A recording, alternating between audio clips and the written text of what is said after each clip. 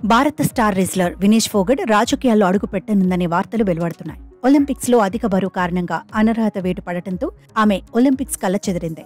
అనంతరం భారమైన హృదయంతో కుస్తీకి వీడ్కోలు పలికింది. దీంతో ఆమె భవిష్యత్తు ప్రయాణం ఏంటనే దానిపై సర్వత్రా ఆసక్తి నెలకొంది. ఈ క్రమంలోనే ఆమె హర్యానా అసెంబ్లీ ఎన్నికల్లో పోటీ చేసే అవకాశాలున్నట్లు తెలుస్తోంది. తన సోదరి బబితా ఫోగట్ పై ఆమెను నిలబెట్టేందుకు సన్నాహాలు జరుగుతున్నట్లు సమాచారం. వినేష్ ఫోగట్ రాజకీయాల్లోకి ఎందుకు రాకూడదని, హర్యానా అసెంబ్లీ ఎన్నికల్లో వినేష్ వర్సెస్ బబితా ఫోగట్ మధ్య పోటీ ఉండొచ్చని ఫోగట్ కుటుంబానికి అత్యంత సన్నిహిత వర్గాలు మీడియాకు వెల్లడించాయి. అయితే రాజకీయాల్లోకి రాబోనని గతంలోనే వినేష్ ప్రకటించగా, ఇప్పటికే కొన్ని రాజకీయ పార్టీలు ఆమెను సంప్రదించి సర్ది చెప్పే ప్రయత్నాలు చేస్తున్నాయి. కానీ ఏ పార్టీలో చేరనున్నారనేది మాత్రం ప్రస్తుతానికి స్పష్టత లేదని సమాచారం. అంతేకాక మరో రెజ్లర్ బజరంగ్ పునియా కూడా అసెంబ్లీ ఎన్నికల్లో పోటీ చేసే అవకాశాలున్నట్లు తెలుస్తోంది. ఇక ఇటీవలే వినేష్ ఫోగట్ స్వదేశానికి చేరుకున్న సమయంలో ఎయిర్పోర్టు వద్ద కాంగ్రెస్ ఎంపీ దీపిందర్ హుడా ఆమెను సాదరంగా స్వాగతించారు. గతంలోనూ దీపిందర్ హుడా మాట్లాడుతూ వినేష్ను రాజ్యసభకు పంపాలనే అభిప్రాయం వ్యక్తం చేశారు.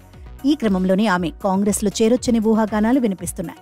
మరోవైపు గత హర్యానా అసెంబ్లీ ఎన్నికలకు ముందు వినేష్ సోదరి బబితా 2019లో భాజపాలో చేరిన సంగతి తెలిసిందే.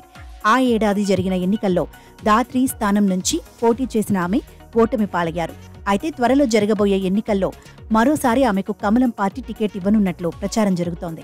ఒకవేళ తాజా కథనాలు నిజమైతే ఈసారి హర్యానా అసెంబ్లీ ఎన్నికల్లో ఫోగట్ సిస్టర్స్ పోరు దేశవ్యాప్తంగా ఆసక్తికరంగా మారనుంది.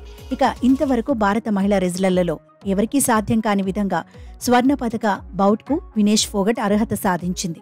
అయితే నిర్ణీత బరువు కంటే 100 గ్రాములు ఎక్కువ ఉన్న కారణంగా ఫైనల్లో పాల్గొనకుండా ఆమెపై వేటు పడింది.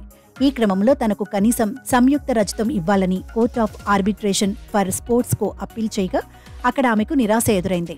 ఈ పరిణామాల నేపథ్యంలో వినేష్ ఫోగట్కు భారీ ఫాలోయింగ్ ఏర్పడింది.